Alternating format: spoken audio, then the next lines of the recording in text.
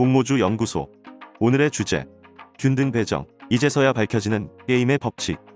오늘은 현재까지 공개된 균등 배정 결과를 바탕으로 게임의 법칙을 찾아보고 비례 배정은 어느 정도의 경쟁률로 봐야 하는지에 대해서도 간단하게 맛보는 시간을 가져보겠습니다. 현재까지 균등 배정으로 공개된 결과입니다. 아시다시피 현재 배정 방식은 일반 투자자에게 배정된 전체 물량 중 최소 50%는 청약에 참여한 사람에게 균등하게 배분해야 하고, 균등 배분 후 남은 수량은 청약한 자금에 비례해서 배정하고 있습니다. 따라서 균등 배정 물량을 청약 건수로 나누면 1차적으로 배정 주식수가 나오는데, 여기서부터가 문제입니다.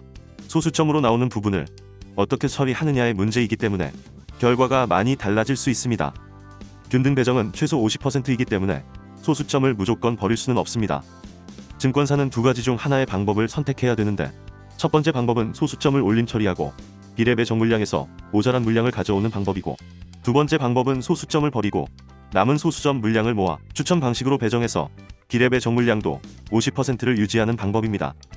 두 번째 방법이 균등 방식과 비례 방식으로 딱 50대 50씩 배정할 수 있는 방법이라 개인적으로는 그나마 가장 합리적이라고 생각하지만, 이 방법을 적용하고 있는 증권사는 현재 대신증권뿐입니다. 다수의 다른 증권사는 첫 번째 방법을 사용해서 균등 배정을 하고 있는데, 전체 물량 중 균등 방식으로 배정되는 비율이 적게는 52%, 많게는 무려 80%도 있습니다. 이처럼 첫 번째 방법을 사용하는 증권사의 비례 배정은 청약 시 공개된 경쟁률과 실제 경쟁률에서 많은 차이가 나타나 투자자에게 혼란을 줍니다. 또한 일반 투자자가 청약하는 시점에 경쟁률과 청약 건수를 함께 공개해야만 예전처럼 배정 주식 수 예상이 가능해집니다. 현재 신한금융투자가 증권사 중 유일하게 모바일에서 청약 건수를 표시하고 있을 뿐, 다른 증권사는 아직 청약 건수를 실시간으로 공개하지 않고 있습니다.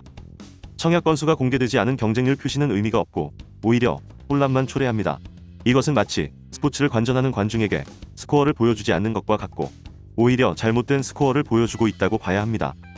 다시 본론으로 돌아와서 비례 방식 청약의 배정 수량을 어떤 감으로 예상해야 할지에 대해 고민해본 결과, 공개된 일반 경쟁률과 비례 배정 시 적용된 실제 경쟁률과의 차이에 게임의 법칙이 존재한다는 걸 발견했습니다.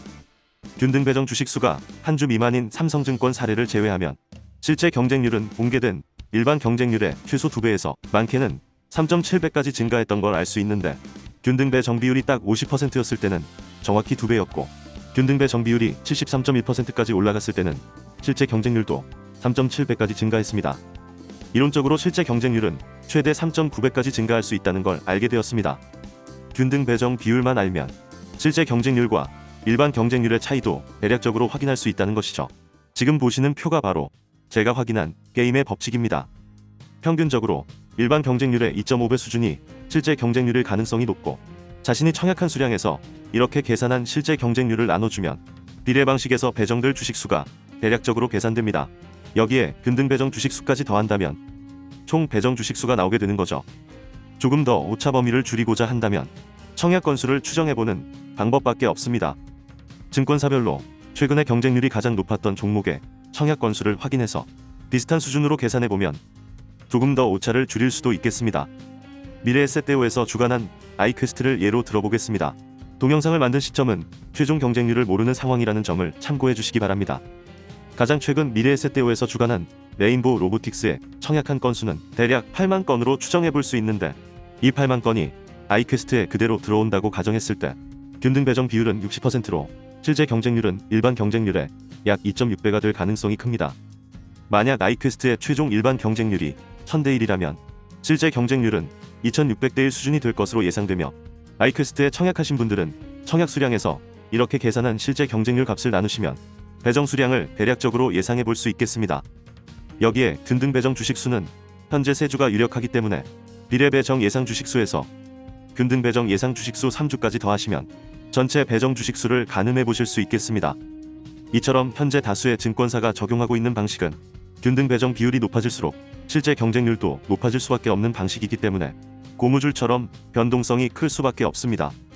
저는 대신증권처럼 소수점 잔여 물량은 추첨을 통해 배정하는 방식이 모든 투자자들에게 보다 합리적인 방법이라고 생각하며, 증권사에서도 이러한 문제를 인식하고 있다면 신속한 개선이 필요할 것으로 보입니다.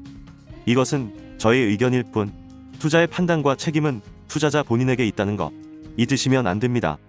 이상 오늘은 공모주 연구소에서 공모주 한 잔이었습니다. 감사합니다.